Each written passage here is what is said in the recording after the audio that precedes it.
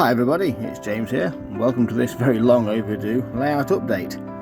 It's been about 4 years, and in that time there's been a few changes, most notably an invitation to make it into an exhibition layout. So let's see if it can be done. So first things first, let's have a recap from where we began with this one. Here you can see the shed that was built by my grandfather on an old layout, one that I later named Ashby, and you can check it out on YouTube now. Follow the link in the corner there and you can see videos on that. As you can see, there have been a few changes, most notably details added to the inside. You can see there bits I've added on to where my grandfather never quite finished it off.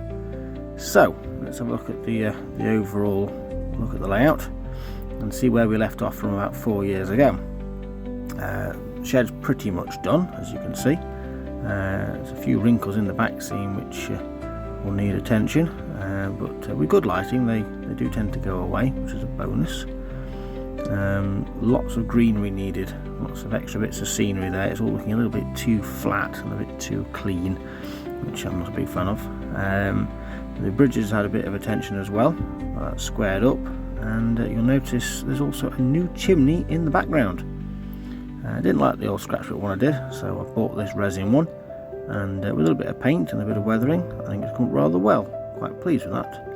Only downside, it's a little bit shorter than previous ones. There's a bit of a gap there you can see, but don't worry, the clip doesn't stay there, and I think it looks okay. So behind the shed, again more greenery needed. It's a bit flat and a bit empty. Admittedly, you can't really see this area, especially when you're sort of viewing from the front, but at certain angles you get glimpses, and so I want to go around here and just add in those few extra bits and that extra bit of layering and just sort of really finish it off. I think that's the main thing, so when you're looking from the other end it's all sort of complete. So what else is there? Lamps. You'll notice the ladders have been removed. The scale model Sunni ones that were made out of sort of paper, cardboard stuff, they warped, and I couldn't get them to stay flat, so I bought some new etched ones. So we'll get those fitted soon. Had to move the control panel, so it's ready for exhibition. As you can see, all the switches now inbuilt, and even got a little wooden knob there to control the points, which are working lovely. There we go.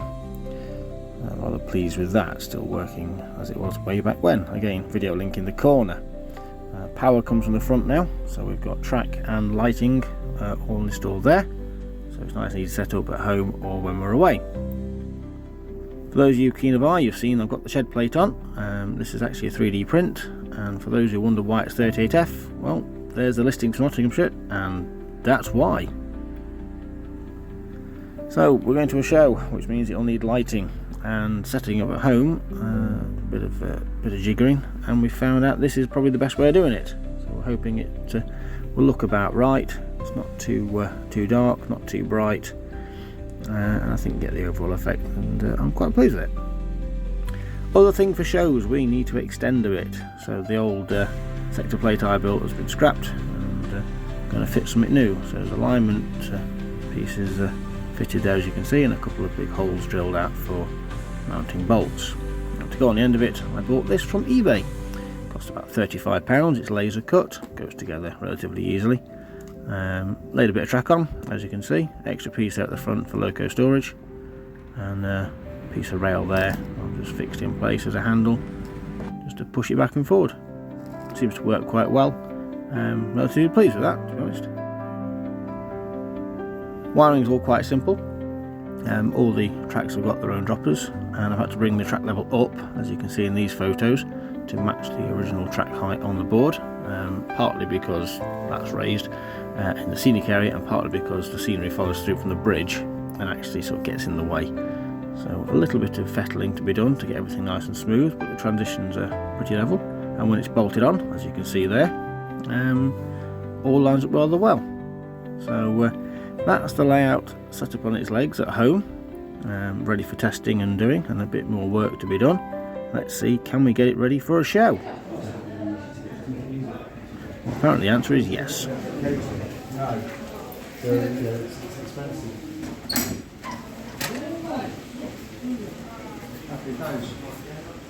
Now those of you who are keen of eye will notice the layout looks a little bit dark, a bit in shadow.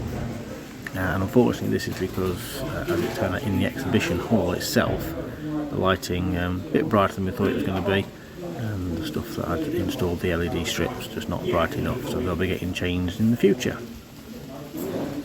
But aside from that, overall, I'm rather pleased with how the layout looks.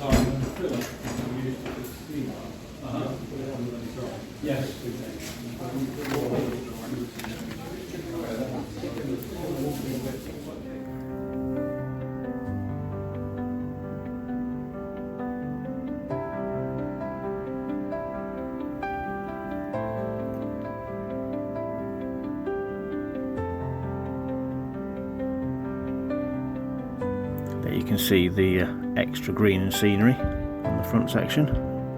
Maybe a little bit more to be done there, but again, I'm rather pleased with how it's come out in the end.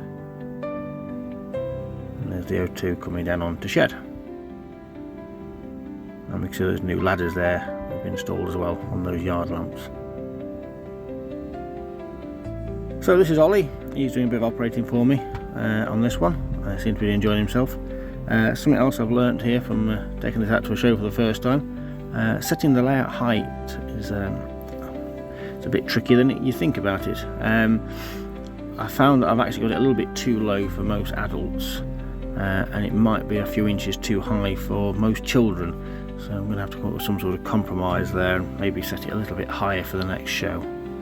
But there we are.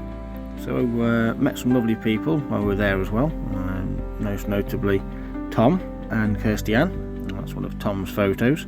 For those of you who don't know them, you'll recognise their business name as Buggle Skelly Station. They do some really good stuff, so go and check those guys out and give them your support.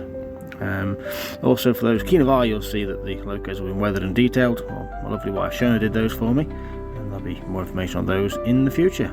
So that's it for now. Thanks for watching, and bye.